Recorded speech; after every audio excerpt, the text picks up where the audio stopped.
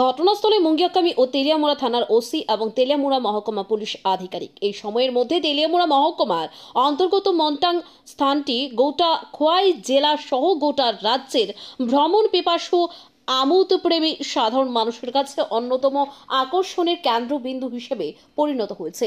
বিশেষ করে প্রাকৃতিক সৌন্দর্য উপভোগ করার জন্য প্রায় প্রতিদিন গোটা রাজ্যের বিভিন্ন প্রান্ত থেকে অগণিত মানুষেরা পাহাড়ি জামান এই মন্টাঙে।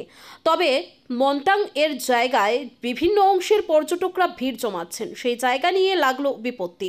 অভিযোগ, বন দপ্তরের জায়গায় অবৈধ দখলদারি করে একাংশ স্থানীয়রা ব্যবসা করার পাশাপাশি প্রাকৃতিক সম্পদ দেদার নষ্ট করে চলেছেন।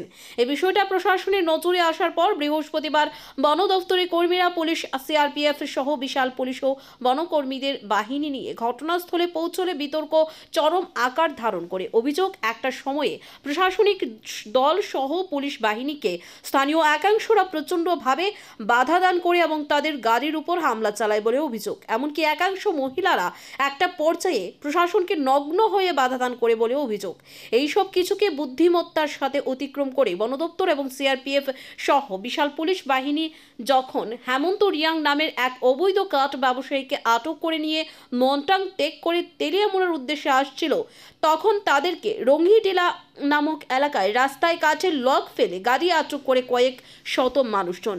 গোটা ঘটনার খবর পেয়ে তেলিয়ামুড়া এবং মুঙ্গিয়াকামি বিশাল পুলিশ বাহিনী ঘটনাস্থলে মোতায়েন করা হয়েছে। শেষ সংবাদ পর্যন্ত অবস্থা রীতিমতো আতঙ্কের এবং উত্তপ্ত। ঘটনার খবর পেয়ে ঘটনাস্থলে পৌঁছয় মুঙ্গিয়াকামি ও তেলিয়ামুড়া থানার ওসি এবং তেলিয়ামুড়া মহকুমা পুলিশ আধিকারিক সুদাম্বিকা আর সেই সঙ্গে ঘটনাস্থলে আটকে রয়েছে বন দপ্তর সহ পুলিশ ও সিআরপিএফ জওয়ানরা। এখন দেখার বিষয় গোটা পরিস্থিতি মোকাবেলা প্রশাসন কিরকম ব্যবস্থা গ্রহণ করে। ত্রিপুরা সরকার বন দপ্তর থেকে মন্টাং ভ্যালিতে কিছু অবৈধভাবে কিছু কনস্ট্রাকশন করা হয়েছে, ফরেস্ট ল্যান্ডকে ডাইভার্ট করেছে। তো ওই জন্য এসডিএফও আজকে একটা এনফোর্সমেন্ট ড্রাইভ করেছে। এটার মধ্যে সামিল ছিলেন আমাদের মুঙ্গিয়াকামির ওসি সাহেব, তারপর আমাদের এসডিএফও ছিলেন, ডিএফও থেকেও মানুষ ছিলেন। এখানে এসে দেখা যায় যে অনেক অবৈধ গাছপত্র পাওয়া গেছে।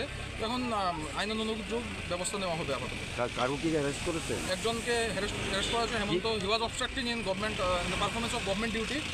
অবশেষে এলাকার উচ্ছৃঙ্খল জনতার চাপে পড়ে হেমন্তকে বন দপ্তর রেহাই দিতেই বন দপ্তরের গাড়ি ছাড়ল উচ্ছৃঙ্খল জনতা।